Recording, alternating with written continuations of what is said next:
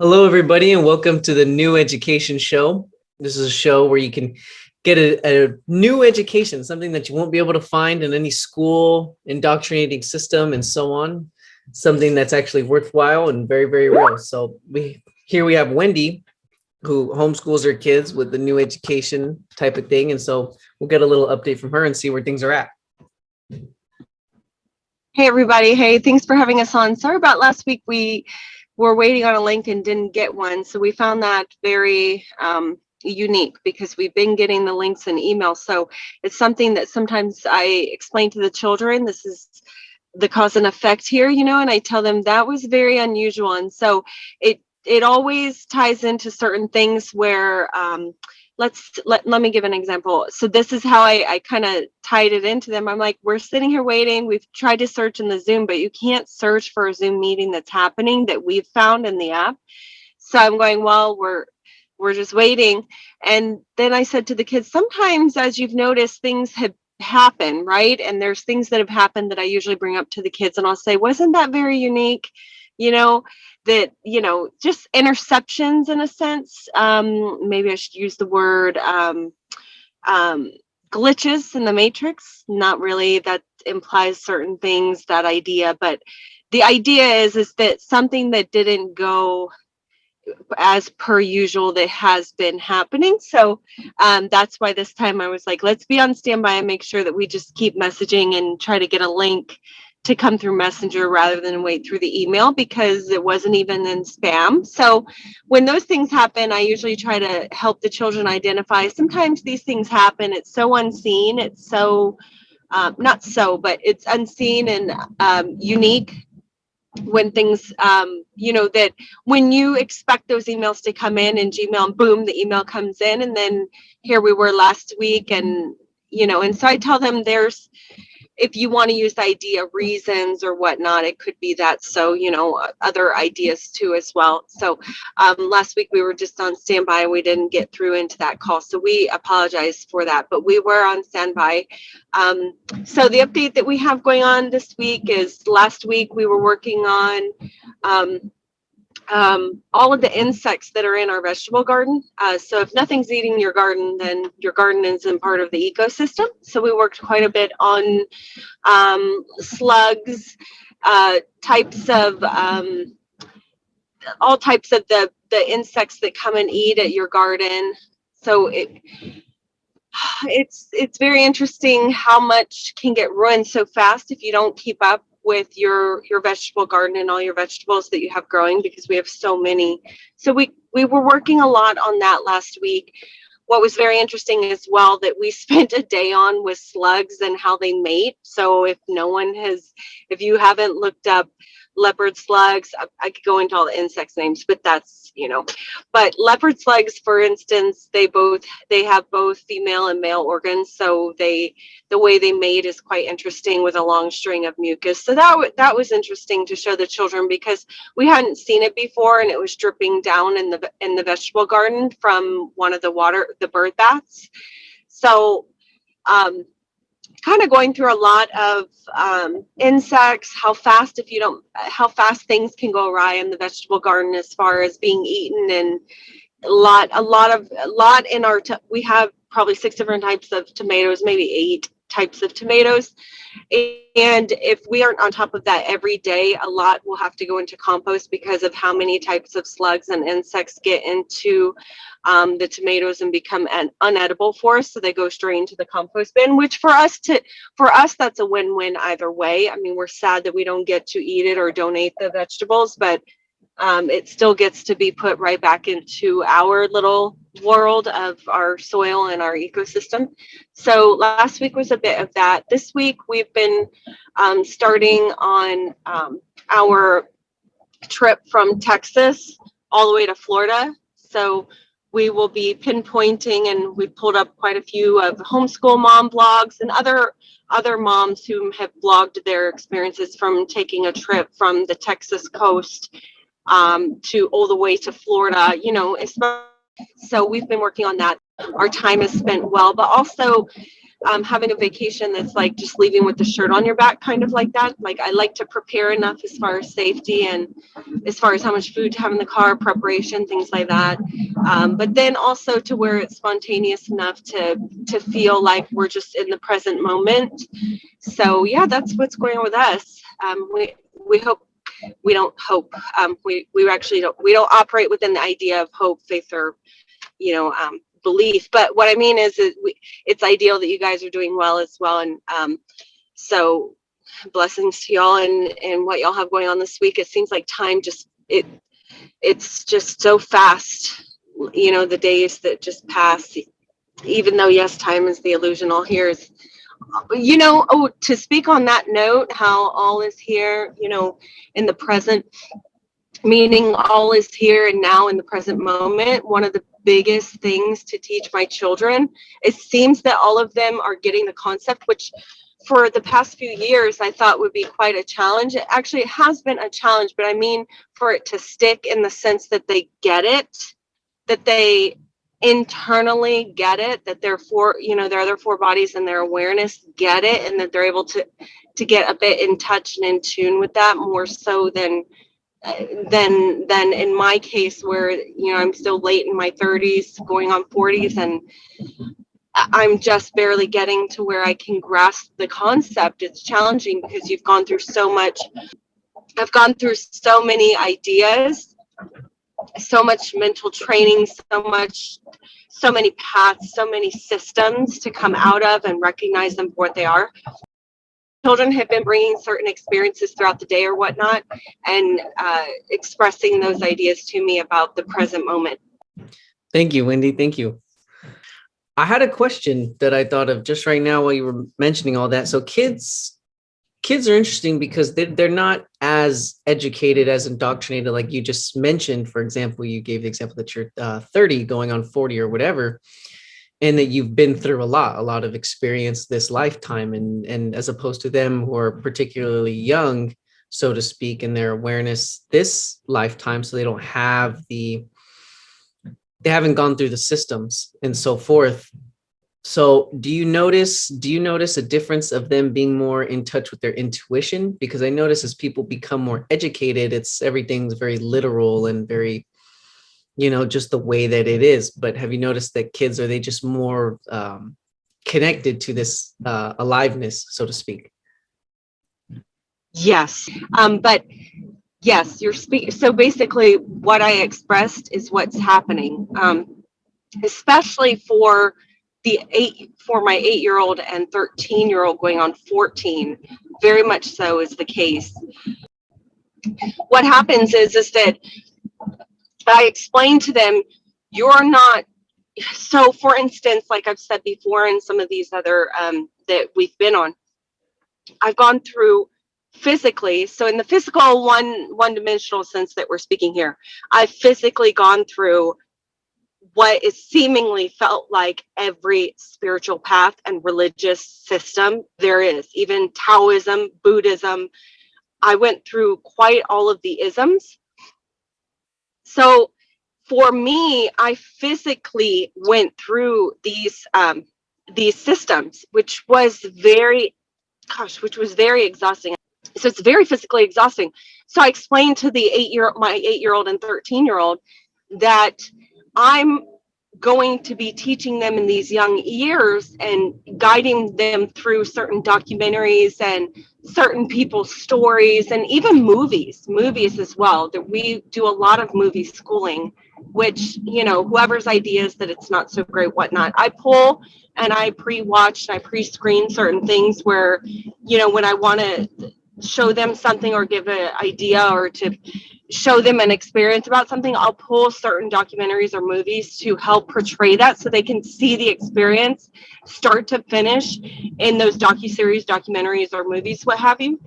Because if I wait until they're later in life to have a lot of these experiences, I've missed all that opportunity to help them build that empathy, sympathy, the experience from even a standpoint on the outside, like a sideline person, just watching it, from the bleachers, watching the game happen.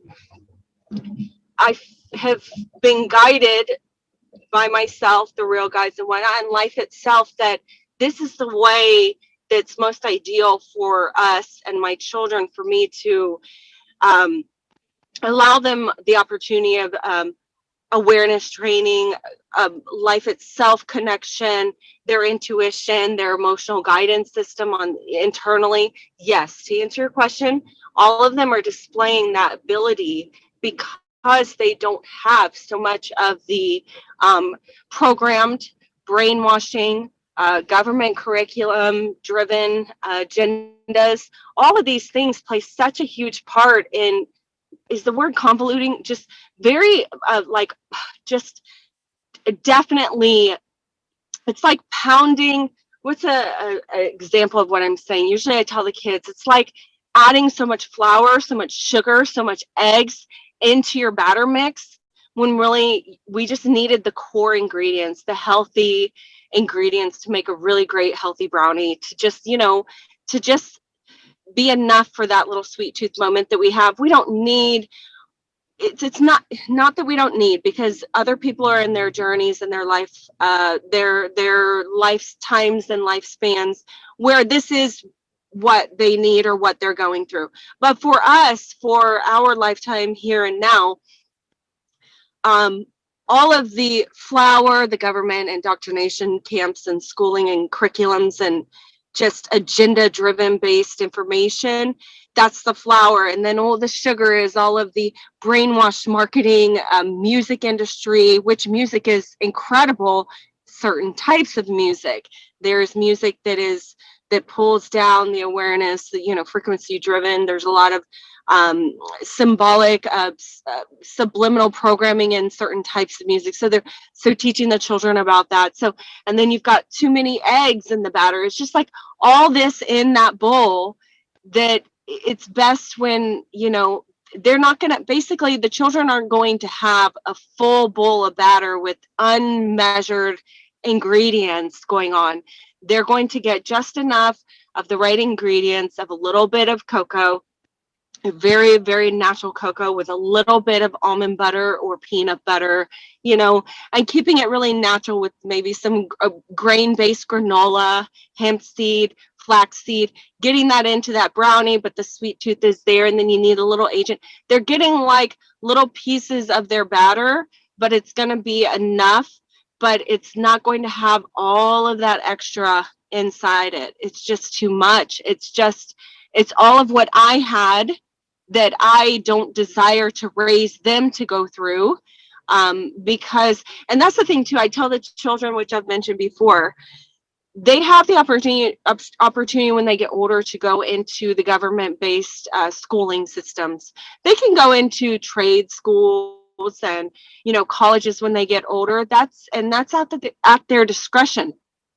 I will not prevent them when they get older from doing that. And in a sense, I did go through a little bit of a tug of war on that. When Willow was saying, I want to go to the schools, with you know, her friends, Parker, Tinsley, you know, just a couple of her friends that are the public school children on our street. And I'd have to go through a few little situations with her to move through that, because in a sense, she was desiring it so much, and the other two had experience going through the schooling industry for at least a year. So it was very interesting to go through that with her. So in a sense, yes, to answer your question for the third time, sorry, they're very intuition based, at least mine, so to speak. Willow, she's just a progress. She's the only girl. She's the youngest. She seems to have quite a lot of unseen baggage that has been a challenge to work through with her, but she's on the path as well. So actually, you know what? She has been mentioning things lately that I'm going, wow, you know, especially in the last week or two, which is a situation I told you guys on the last call or the week before last week. We have a couple situations that we don't speak about publicly that would be very interesting to share so that others know,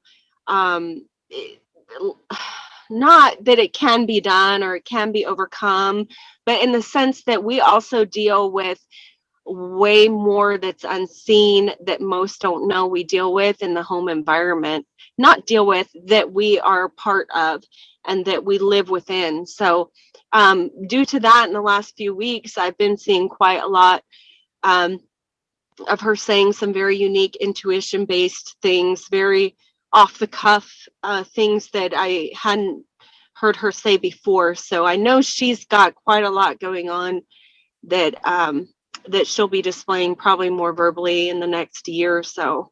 So yeah, I'll just finish up right there. Thank you, Wendy. That's great. It's wonderful.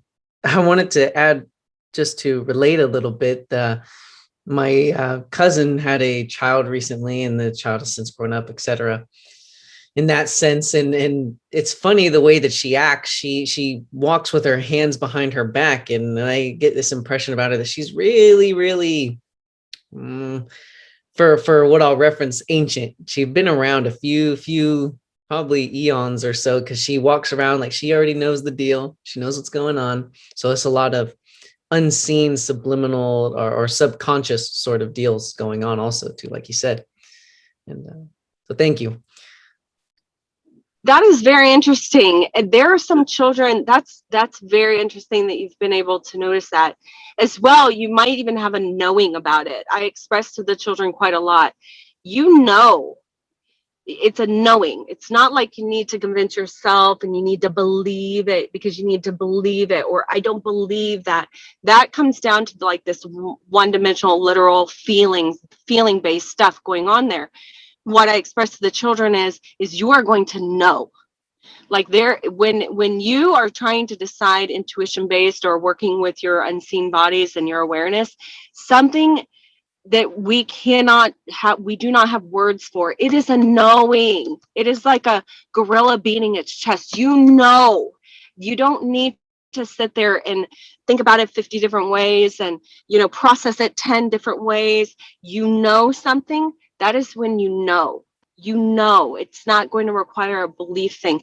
I have met many children where I know they have been around a long time. And so when the children, when they've gone, so I'm really glad you get the opportunity to meet and to have seen that, because one of the children my son was very good friends with for about 8 or 9 years, I would tell him all the time, Jared, I know you've been here. I know you got a lot. And he would say the same thing. I really wish to be homeschooled. I'm exhausted with this, public. I really, and he would tell me things, whatnot. And I would just say, Jared, you're an old soul. If we want to use that idea, those words, you are. And he's like, I am. And he just, so. And I meet a lot. I meet not a lot, but I meet children where I see certain things and I know, yep, they've been here. They've been coming around quite a bit. So yeah. But I've told the children, my children, I've tried to talk to them and see, because I've gone back and forth saying, which one of you has been here too long, and I'll joke around with them because they'll say, Mom, you're so out there. You're so exhausted with the planet. I'll have moments, I'm not like a super mom here. Well, yeah, most moms, we do have what we feel like is super mom. But what I'm saying is that I have these moments where I look at the kids and I look at them and I say, let's sit for a minute because mommy is extremely tired. It's not of the children per se. It'll be something that I hear about what's going on in the planet or what's going on in the world. And it's something that will trigger me. And then I'll sit there and I'll look at them and I'll just put my hand down and I'll start to shake. It's not like a panic attack, but I'll just tell them I'm exhausted to be here. I'm so tired being here. I'm so tired of coming back here. And they'll just hold me and say, it's okay, Mom, it's okay. And then I'll have to sit and process and let them know and explain to them why this feeling is here and why this knowing is that I've been here too many times and it's quite exhausting for me. And so I'll ask them, which one of you is starting to feel these ways? If you do, express them, start to get them out in some way, some type of outlet, songs, writing, journaling, talking to people, you know, anything. Try to get it out, because if you harbor it and just keep it inside, we're not releasing it from the physical body, and then it causes all these types of ailments and stuff. So yeah, I'm glad you got to experience that. I meet some children where I know that they're ancient, so to speak. So yeah, that's fun. It's fun when you meet other kids. They often will have very interesting things to say, actually. So yeah, like Jared, he wouldn't eat any animals.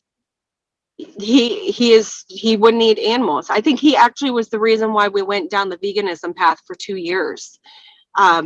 So that was he was a very interesting child, and I'm really sad that we don't have relationships with him today and his family because of something that happened. But he was really great for our family, and my son really enjoyed his friendship. Maybe they can continue. I always encouraged Raymond to reach out to him, but anyhow, so yeah, sorry about that. I went off on a tangent. That's okay. Thank you. I'll give it over to Kevin if you had any questions or things to add. So your diet now is more along the lines of pretty much everything inclusive, so more an omnivore now, would you say? So I was going to ask along the lines of I mean, a lot of people, as we know, a lot of these so-called quote unquote spiritual people with their various funny ideas, they always have the notion that you can't have what they would refer to with their references of enlightenment and such without, if you are to consume animals and things of that nature. And as Duane always says, it's nothing to do with your personal choices. It's all to do with your real awareness, and the choices you make for your personal self have nothing to do with it. So I was wondering if you did personally notice any difference when you were a vegan to whatever your diet is now, whatever that might be. Oh, I'd love to speak on that a little bit, and I'll try to keep it short and sweet. That was a very interesting path for us to go on. It was eye-opening. It was wonderful. It was challenging. It was difficult, you know, to get out of the box and bag and types of foods, and you know, just to see the physical differences was everything was very interesting. Well worth it to go through the path. However, it was Kelsey who made a post that hit me like a ton of bricks on the head. And it was anything ism. And I can pull the post, but I can't recall right now where it is. I don't know if I put it in the notes app or whatever, but it's somewhere, and it made me go, uh-oh. So then the next day I had a real side experience, and it was that all is okay. I remember it like this real side experience was very interesting because I had been struggling for some time. It was a very interesting path to go down because the children were so chicken nugget and you know, just so chicken nugget type of kids, you know, although everything was topped off with some type of vegetable, or their plate was rainbowed with some type of fruit or vegetable, mine just, they just are so chicken nugget, chicken tender type of children, and a little bit of pasta. I'm telling you, I have some very foodie kids. Their favorite things to watch on TV when they have TV time is food shows, cooking shows, Chopped, the Nailed It decorating show. They just love food. So they try a lot of different types of foods now, which it has been very fun as well. To see them, you know, get into like calamari when we have these rare outings. So long story short, very fun path to go through. But when I saw that post and had that real side experience after that post, it was that's how it's been these last 4 to 5 years, is boom, boom, boom, boom, and then glide right into that next thing. And then, oh, boom, boom, real side experience, some type of physical reference that hits, whether it's a daydream, a post, a sign, or something in my head speaking, not something, my awareness or whatnot. And then boom, boom, and I move into something else. It's very interesting how all that, and I can't say that I regret not documenting everything. start to finish of going through this experience, but I could encourage anyone else who's starting their journey, try to document things, voice message, voice memo yourself, do little videos for yourself, you know, and whatnot. And I do remember doing a few videos, but I just didn't keep it up. But anyhow, long story short, it was Kelsey's post that hit me, and then I had a real side experience. And in the real side experience, it was not the it was, you know, the that symbol, the whole of, not the whole of life, but there's this like flower of life symbol that is used in so much symbolatry and so much of the ancient alien theories and etc. And but it was more so like it was a vision, and then it was everything is into itself. And it was just a constant spark and light and energy pounding into one, but it was in the way of a circle. And so it was just boom, boom, boom, boom. And it's hard to speak it visually. But then I remember seeing all the animals, all humans, even aliens, types of aliens that I'm aware of, you know, their physical appearance and whatnot. All of the ones of the deep sea creatures that we cannot see, do not even understand, don't know about even yet. And they were all there, like boom, boom, boom, boom. And then it was all just cyclatory and just constant. And then the next day I told the kids, we're finished with veganism. We are now going to operate from the awareness that mommy's come to, and that is, it's all here. And we recognize what we're eating, and we do recognize what fuels the body in a healthy sense, meaning we know we need to fuel the body with vegetables and grains and superfoods and, you know, really, really, really hearty things that help the physical body, because we've done education into that, you know, all types of education, dualistic education. But then we also enjoy a lot of the creations here, chocolates, all types of like almond butters, types of chicken tenders, you know, just seafood, things like this. So now for the past few years of coming out of veganism, we are more so in the awareness that we recognize food. We recognize what is great for the human body to help it run and help to maintain the body, the physical body, and we understand there are things, you know, like alkalinity and so forth, and we understand waters and what's in waters and what types of waters, and we understand there's just so much. It's absolutely mind-blowing. But the point is what we operate from now is that we eat what we would like. We are grateful for what we're eating, for the life that it was. And then we are also grateful for anything that comes, you know, out of the ground that we grow. We're extremely grateful to grow a lot of the food that we have now, not only in the sense of the lack of having to get it from a supermarket, but also, you know, bartering with local, local market people and local farmers market people, local farmers near us, and doing things like that. So, but the thing is that for us, it's the awareness about what we're eating, the awareness that it's all okay, in the sense that it's not right or wrong for us, and that we've been through so many types of vegetarianism, veganism. We've been through a no meat total diet. We went through, you know, things like that. So to finally now arrive where we are, we still limit all dairy. We limit dairy as much as possible, meaning like we only use plant-based butter and plant-based milk, but the cheese is a challenge. So, but everything else we limit as far as dairy from the cow, in the sense that we have not found enough research for us, or we have not found enough physical benefits for us, that is something we need to keep putting into the physical body. So we do limit dairy. It causes a lot of face issues for us, stomach issues. So in the sense of that, just to answer your question, we limit dairy as much as possible, but all else they enjoy. If there's a new type of Doritos that comes out, we'll try it. We eat in moderation.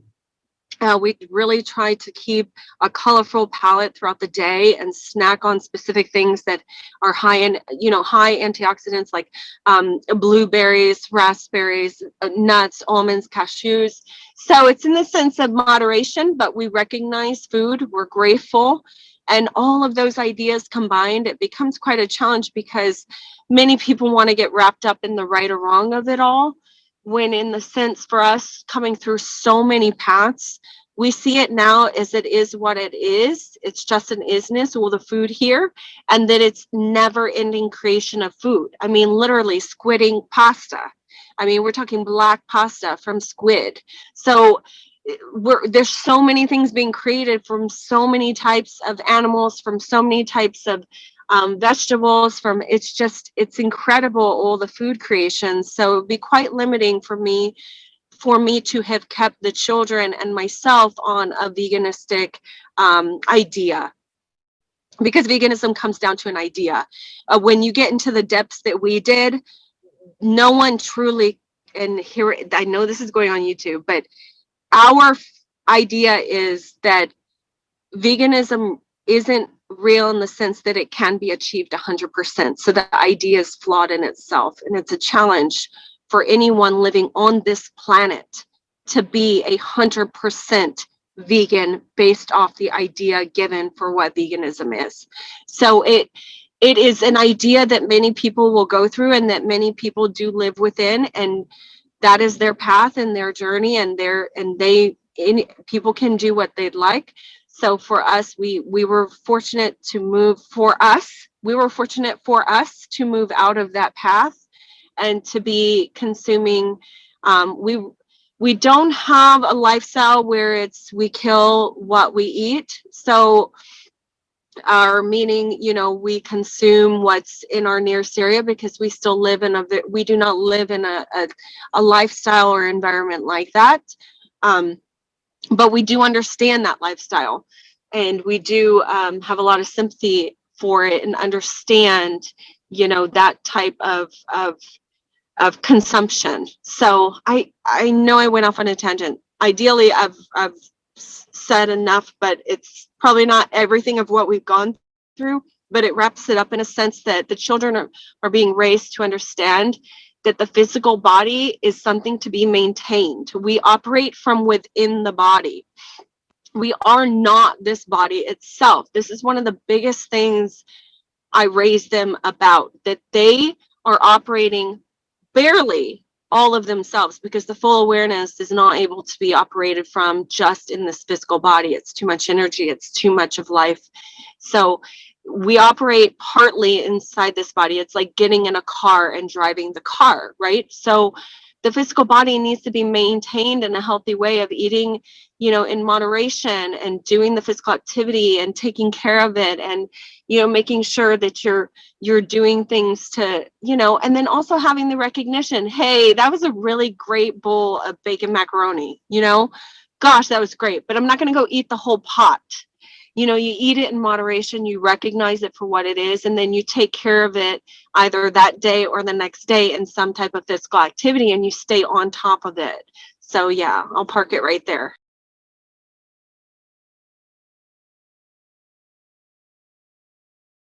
Yeah, I often say to some people who have spoken to me, and they said, oh, you can't become more aware and recognize the is if you're eating meat. Of course, it just can't be done. And I would say to them, well, to be honest, if you are a vegetarian or a vegan or whatever you may be, and if that is the means by which you can get into the real universes, and surely if the controllers know that, what do you think they're going to do? They're probably going to infuse most of the human diet with stuff then that will ensure that can't be so. And so I said to them, it's very unlikely then that it's naturality, because as I said, if it's something that the controllers are aware of, that is a means by which that people can extricate from their matrix of control, well, obviously then they're going to do stuff to sabotage it. And I think a lot of people have actually said that a lot of vegetarian food, or so-called, is infused with all sorts of meat and stuff anyway. And so, well, like you were saying, it's virtually impossible to be a vegan anyway. Yeah, and I had a real side experience very briefly where Duane spoke to me and he said he advised me to eat some almonds.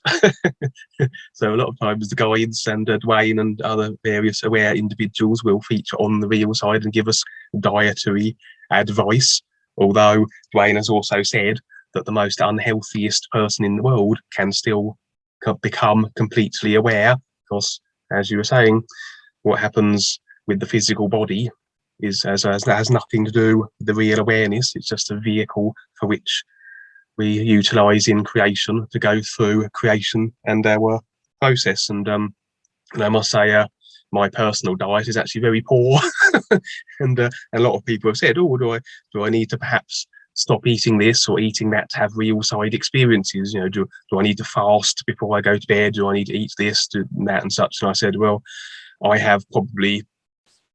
probably have the poorest diet in out of any new friend I would suggest, and yet I still have a fair quantity of real side experiences. So again, it just goes to show and verifies that what you eat and the choices you make in creation have nothing to do whatsoever with your process, your real side experiences, your recollection of them.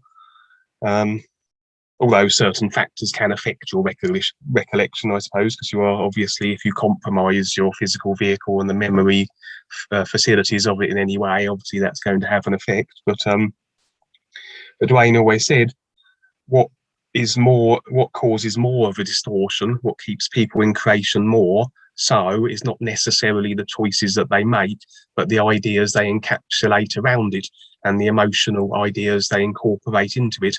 For a lot of people, for example, they may do a certain thing, then be racked with guilt and shame as a result of what they have just done. And even though perhaps what they did was not perhaps the most beneficial or sensible thing to do in that moment, every moment is new, and the very next moment you can simply dismiss and put it all down to experience, return to the nowness of your real awareness, and not over consider what you've just done.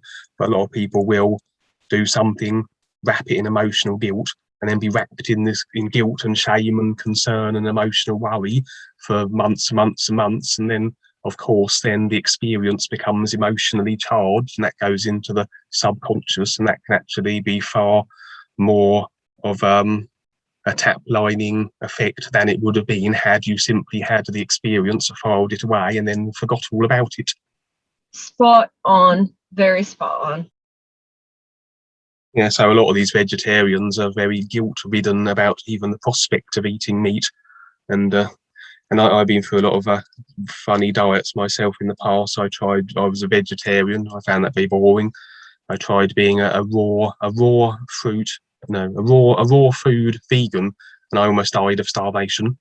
And then once I attempted to be a breatharian, where you go through this process, and at the other end of it, in theory, if you were able to do so, if you completed the process, and it obviously depends on the individual whether they can or not. I mean, everyone is sort of wired, and they made their consciousness different in their bodies and such that in theory you wouldn't have to eat or drink anything again. But I went through the process, I wasn't successful in that, and so I put that to experience and forgot about it. And now I just, as I say, my diet could be a lot healthier, but so far it hasn't stopped me with my process of awareness.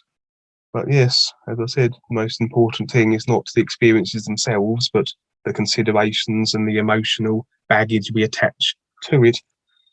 But I was going to ask you, mentioned earlier about the movies that you watch with your children for their awareness of benefit, and I was going to ask you, what movies would you recommend for other parents who would like their children to see? Movies that would perhaps have insights and viewpoints that would be very crucial for their own processes of awareness. Oh, wonderful. Okay, so first I want to start by saying your spot, Duane, and what you've said is spot on. I've been through all that as well. Breatharianism, we did go into the idea, but we love food too much that we didn't even get past, I think, 2 YouTube videos before we knew that would not be for us. But that was coming out of vegetarianism and going into the other ideas and paths that it seemingly like moved into, and then we went down the veganism path. But just to say, I can attest to the breatharianism. That was very interesting to just even get the ideas about it, because I tell the children often, take this in as information. So my son came to me today and he said, Mom, I know that we were planning on having almond butter and preserved sandwiches on our 7 to 10 day trip from Texas to Florida, because we've been trying to like meal plan and figure out what types can we have in the food, for how long will it last during the day, because just a lot of on the road eating is just not ideal for us. It causes drugginess, like a lot of fast food, it's fun to have every now and then, yeah, but it's just not ideal for us, like physically.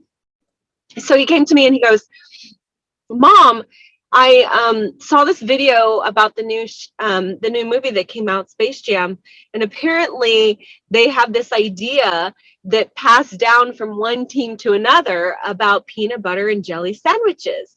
And I just thought I wanted to come to you and show you this video. And he said, I just sent it to your messenger or your message thingy. I want you to watch it. And he said, now, Mom, I only took it in as information. It's just an idea, but it is a very fun idea because it started with one man, and then now it's like this huge thing behind the scenes for these huge, massive basketball players where they must have peanut butter and jelly sandwiches before a game because they feel it enhances their performance, or they're going to have a better game than they would had they not consumed the peanut butter and jelly sandwich. And he looks at me and he goes, Mom, a peanut butter and jelly sandwich for these massive basketball players. Can you believe? So I just watched the video and I thought the best thing that just came out of that whole 10-minute thing with him is that he casually walked away saying, don't worry, Mom, I am only taking it in as information. And it's just ideas. But it's interesting to see that it started with one basketball player and moved into hundreds of basketball teams as being a ritual. So that was very interesting. So I always reiterate to the children, take this in as information. Keep it at a bay. It is information, it's pats, it's ideas, it's resources, it's what's been said before, recycled, respun, spat back out with additional additions to it, emphasized, exaggerated, who knows what else. It's the same as tying into what you said about veganism food and vegetarian food, especially if you buy from Morning Farms or the vegan companies like Gardein.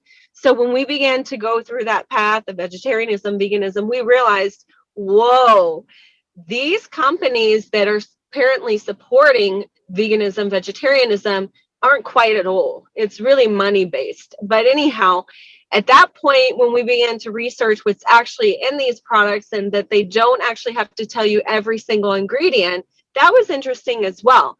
Nothing as far as the federal the FDA and all these other departments that run food consumption, how clothes are made, they really don't have to tell you every single ingredient. They do not have to legally put every ingredient on the box or the packaging, which then tied me down to having to express to the children, take it in as information because we really just don't know.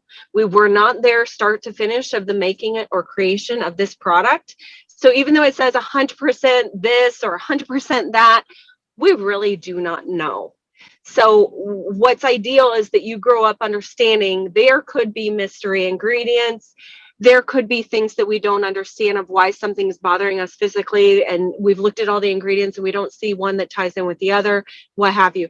So moving into the other part, now I've lost my train of thought, but with movies and with videos, it's such a challenge to one homeschooling mom. She was asking me the other day, how do I start Netflix schooling my children? I said, oh yeah, that's an interesting idea. We've read about a lot of people who Netflix school their children.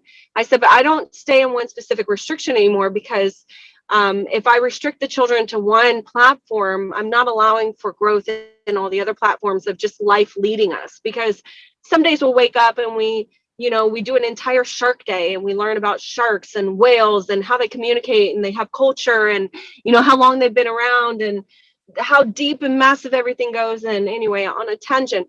So anyway, what I can start of some recommendations, because we did start an Airtable log. Airtable is a platform that we use to document a lot of stuff with our businesses and our homeschooling and you know, things like that. So I'll go in here and I'll just answer your question and give like a couple here really quick. So we could recommend, here we go. We would recommend Ancient Aliens, all 15 to 16 seasons. We would recommend Stealing History. We would recommend The Mandela Effect, Nation Earth. We would recommend, hang on, let me get to the other one. Childhood 2.0. We would recommend that latest one that just came out. We would recommend Inception. We would recommend Running Out of Time, or something about time with Justin Timberlake. That one was very interesting. Out of Time. That one was interesting. We could recommend Planet Lockdown, District 9. We have a couple that are on BitChute, which are a lot of them. Information by Allegedly Dave, The Biggest Lie, which there's a lot of biggest lies, but he has some interesting takes on some of the biggest lies. The Need to Grow, Nostradamus information, all Tesla information is very interesting to pull off of as far as information. Superhuman was a great one. The Unexplained, all of those are very interesting to watch. Intelligent Trees, let's see. And then if I go into a lot of the movies, like in Netflix and in Hulu and Starz, Prime Video, History Channel, Peacock, HBO, Paramount Plus, Disney Plus, Star, all of the Marvel. You got to start Marvel in the chronological order, and you will see a lot of ties if you've seen a lot of the information about Ancient Aliens. So what I'm saying is, if you watch all of the Ancient Alien episodes every single season, you will likely undo the government curriculums from your brain. It like does a full-on like mental reset for you. Now, I'm not saying there's right and wrong and it's 100% fact or anything like that. What I'm saying is that Ancient Aliens is incredibly informational, and it was to the point that I did research outside of it to debunk it. That's how in-depth it was in the first few seasons that I got intertwined in it, and I began to try to say, no way. No, how could this be? No, I went through all of this schooling, all of this information, and whoa, we were not told this. This was never expressed. This was never came to our forefront.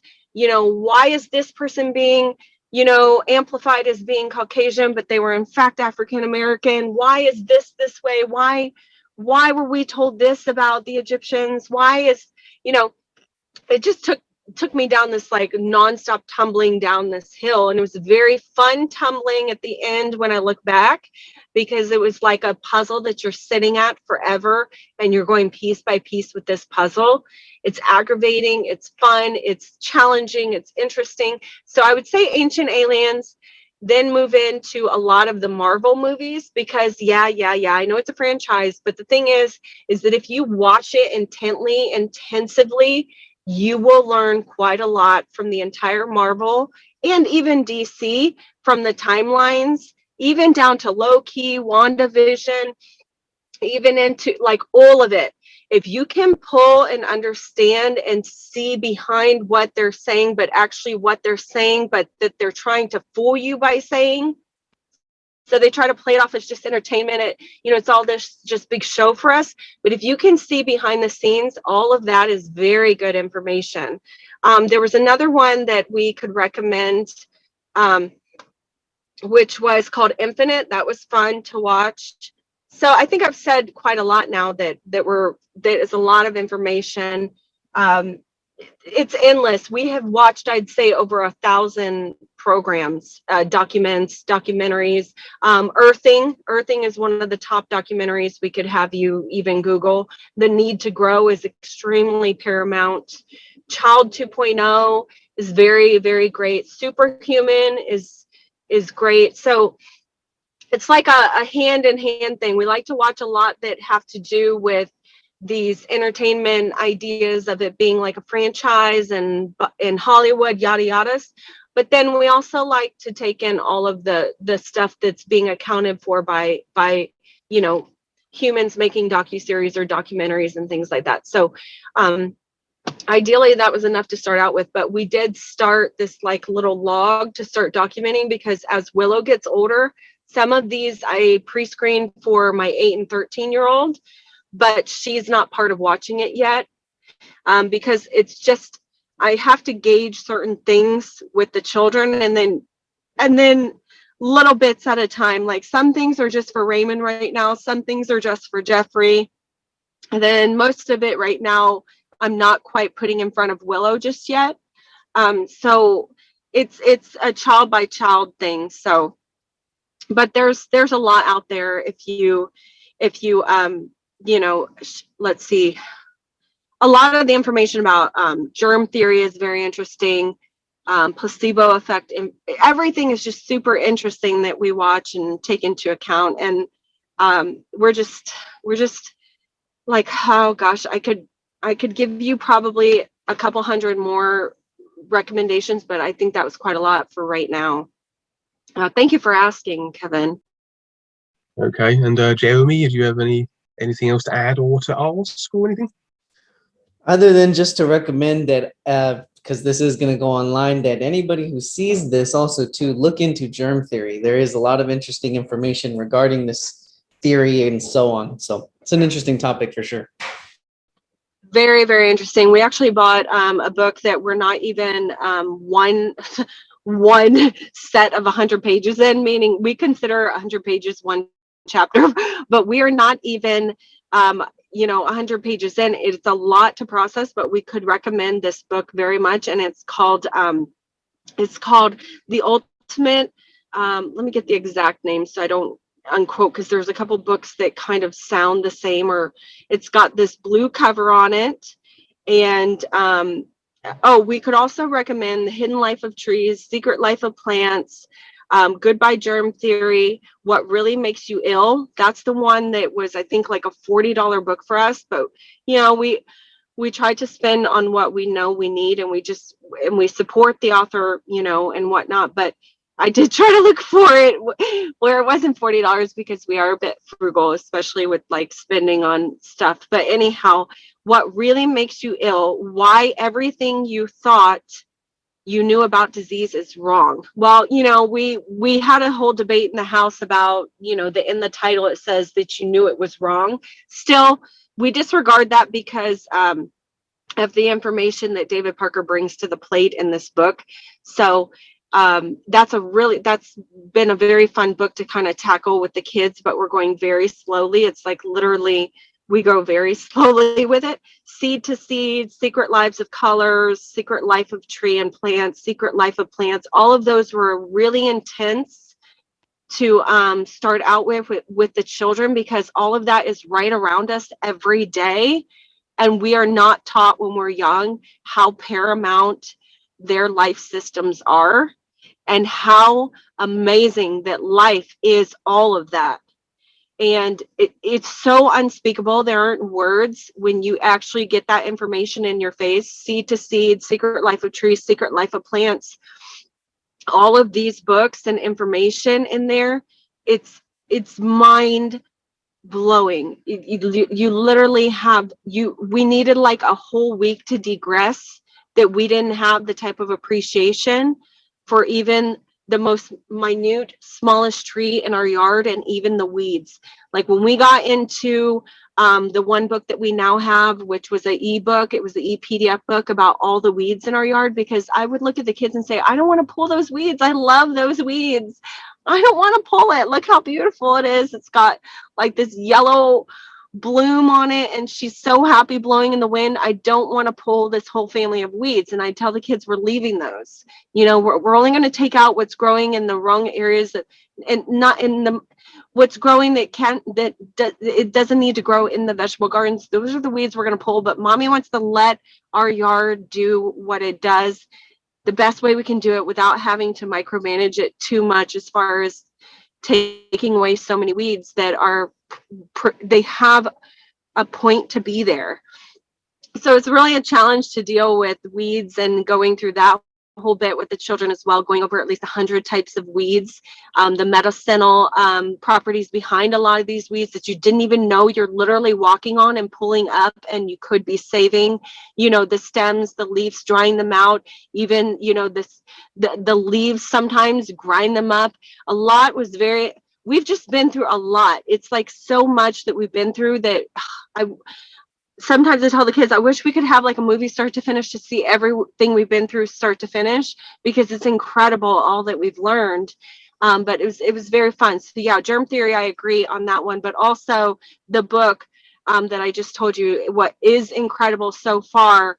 And I think we're only 90 pages in, because we sit there and highlight and, you know, pull each part and then go cross-reference, do a little bit of research, and then, you know, that's enough for that day. And then another week will go by and we'll do another 10 pages or whatnot. It's a lot of information to take in. And then you also, I tell the children, every time you take in information from someone, do the research on who that person is. Are they someone who's trying to sell you a t-shirt and everything else and get you on their email list? And what is their intent? You find the most important stuff behind the people and their message and their intent. And when we looked into Dawn and David and their intent behind that book, we found it very worth it to spend the $40 on, because we did the research behind what he was wanting to do. And he had a true intent to inform people, to go against everything in his practice, to put so much on the line to disperse this information, to go up against all of the hands of influences, to speak out. Those are the ones I tell the children, put a little superstar, you know, sticker on those particular people and their information, because they risk quite a lot. And they may not get it, and they may not know it all, because none of us do. None of us can know it all here in one lifetime, with the limited information we have, with the limited awareness, with the limited set of words, the limited language of life itself. How can one know it all? It's just not ideal to live off that idea. But the sense is that the ones who have a very true intent, it's the purest that I want my children to be able to identify in people, and what information to take closer to home, meaning closer to their awareness. Whose information to take closest to their awareness? How pure is it? So yeah, sorry for running off on the train there.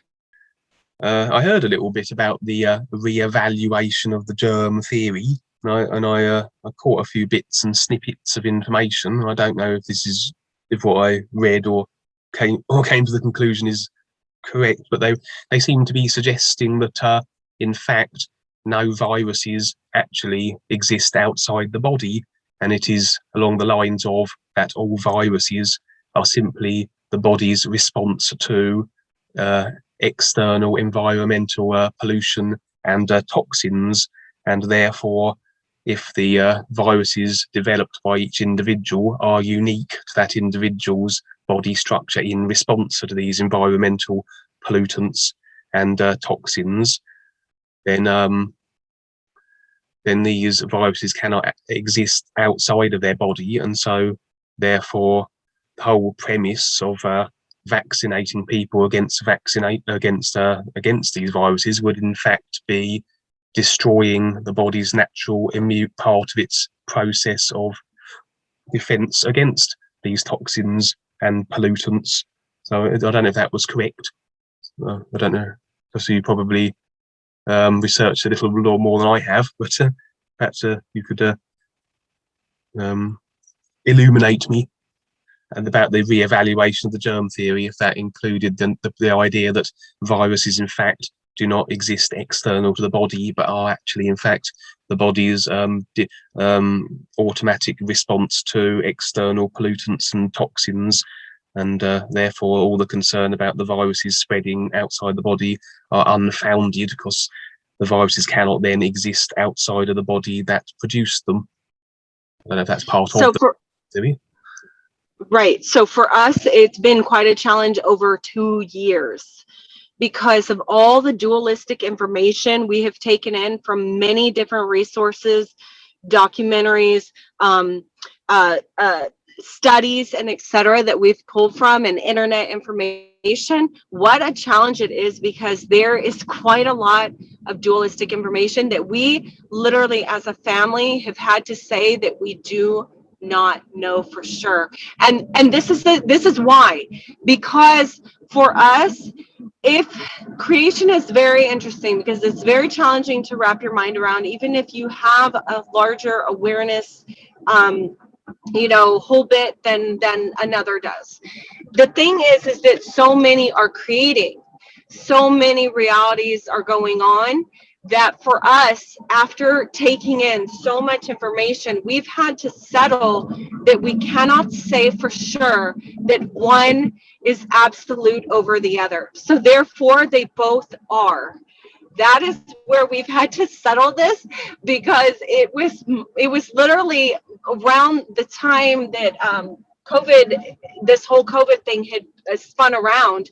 We were only a year into evaluating germ and germ theory and viruses and etc., because of what I was trying to understand about how all of these moms in my area, not all of them, but many of them, post in the moms groups about their children and eczema. And I found this fascinating, because my children had eczema after vaccinations. Their eczema is what triggered for me, in addition to other things, no more vaccines for the children. They had been vaccine free for Willow for 5 years. She's 6 now. Jeffrey Clayton, he's been vaccine free since before Willow. So Willow was a challenge because the father was there at the birth and he fought for her to have those first set of vaccines. But after that, she's never had any since. After their first sets of vaccines, they had skin issues. So my interest was derived from understanding that. And I needed to understand, or try to get a better understanding, that when I went through everything with the pediatricians and this was before I was aware. So keep in mind, this is before I went all my holistic route of keeping things quite natural. And, white coats are the last people we go to anymore for ever. I mean, we have insurance, but it's not used.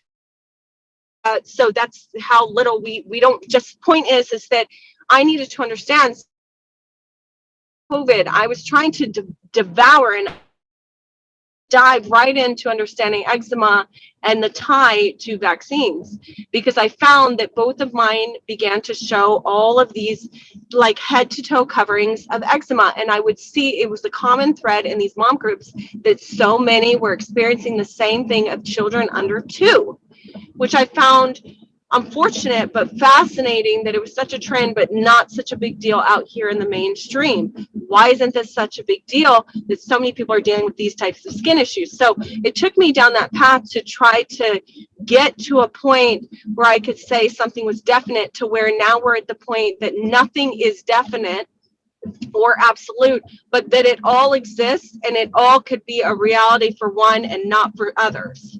So for us, it's both. For us, it's very interesting to take in all of the sides of it and to digest it as being a reality for some, but maybe not for us after we've recognized it or what have you. But it's very interesting when we learned about viruses that travel through the air. That became very interesting for us when COVID started popping around. We began to dive into information and resources and et cetera behind that, of understanding, air-based travel, types of viruses that travel through air, that travel through, a cough. It was very interesting for us to really dive into that information, because of what the tube and the mainstream media put out there. We like to kind of not debunk it, but to take in, every route possible of information. So it's been quite a challenge for us, because we do not operate now for a bit now on anything being absolute or one specific way. So for us, it's all going on simultaneously. And that the best thing is for us to take in the information and recognize it and do our best to operate outside of it, but understand that we are actually inside of it, if that makes any sense at all.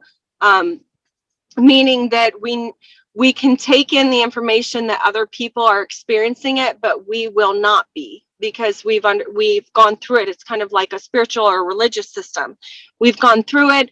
We've done our due diligence. We have empathy for those going through it who believe it to be 100% true. And then we have recognition that we can see that there's not an absolute, because it all is here. So it was quite a challenge when I finally went through all the steroid creams with these doctors, and then realizing this is horrible cream to be putting on my children. When I researched what was in these steroid creams, I was so torn up that I didn't question, and that I put it on my children when I realized what I was actually putting on them. That was a really hard time for me, because we tried up to 5 different steroid creams. And that was that still hurts me to this day, that I didn't even question until that 5th steroid cream. I was like, why is there 5 types of steroid creams? None of these are working. It's getting worse.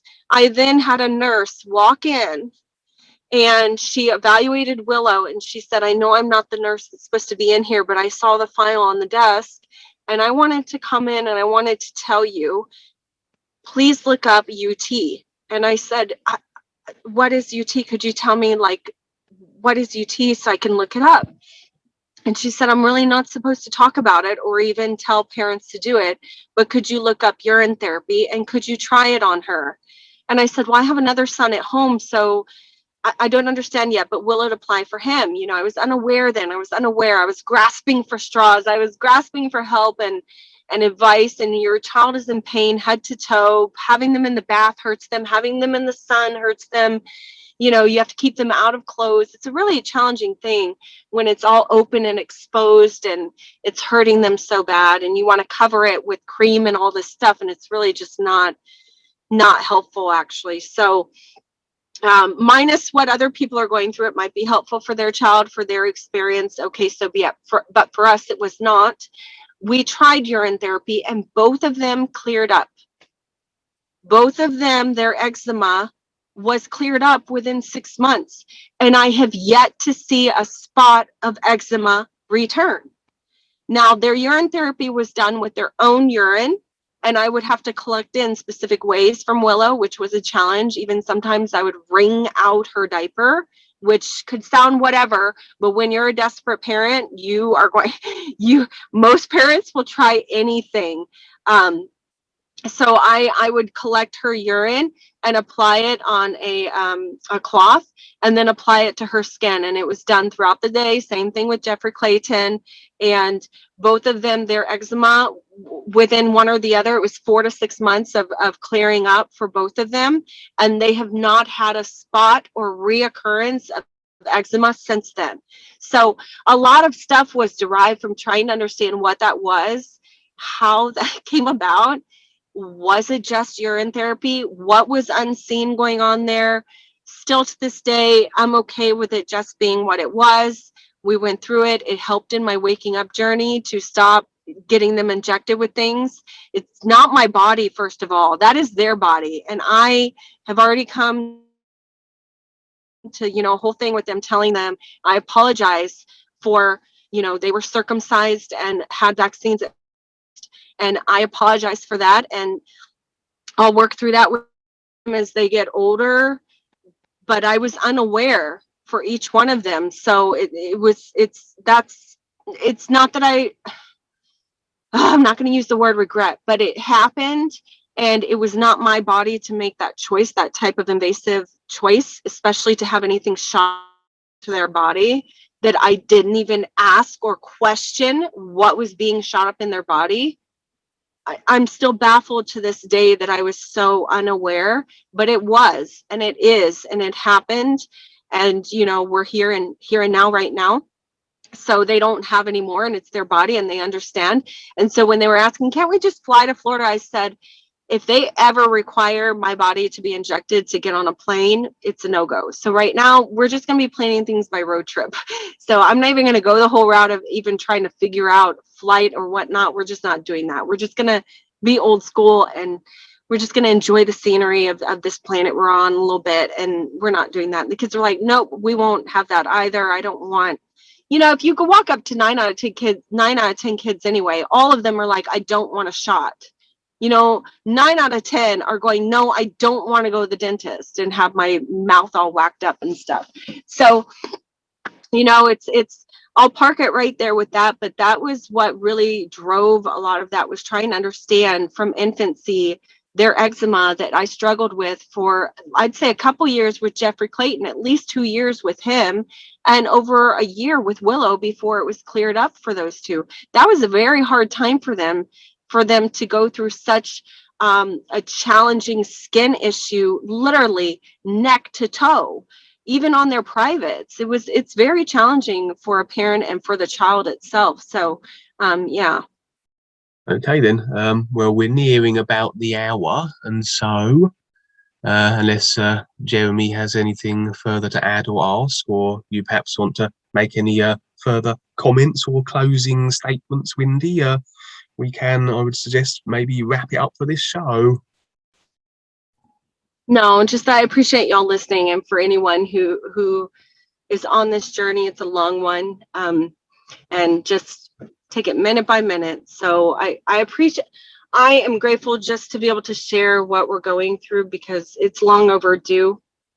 And you know, one thing that we do want to talk about next week is that we do have someone in our family that we go through quite a unique cycle with, and it's their alcoholism and their pharmaceutical pill usage. And also, as my stepdaughter is, you know, she also has drug addictions and her cycle as well. So we just want to share about that, because they've learned so much by being around these types of people who struggle with this, and that there's so much to be learned from people who struggle with these types of addictions. So it's been quite a challenge for the children to grow up so intimately with two people who struggle from that. So yeah, thanks for listening. And thank you, Wendy, for sharing and coming on. We appreciate you. I have nothing further to add, Kevin. So if you want to call off.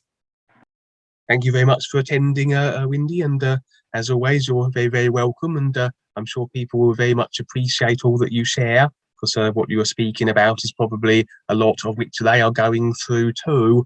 And it's nice for people to hear the experiences of others, so they can feel that they're not alone on their process with all the challenges and tribulations of creation. And so, yes, we look forward to hearing from you again next week. We'll wrap it up with the NUUU song. And so I will begin. NUUU. Jeremy. NUUU. Wendy and children. Oh, there. NUUU. NUUU. Okay, then thank you everyone for attending, and we'll see you all next week. Tune in, etc. Yes, thank you. Bye. Okay, goodbye everyone. Thanks, Kevin. Later.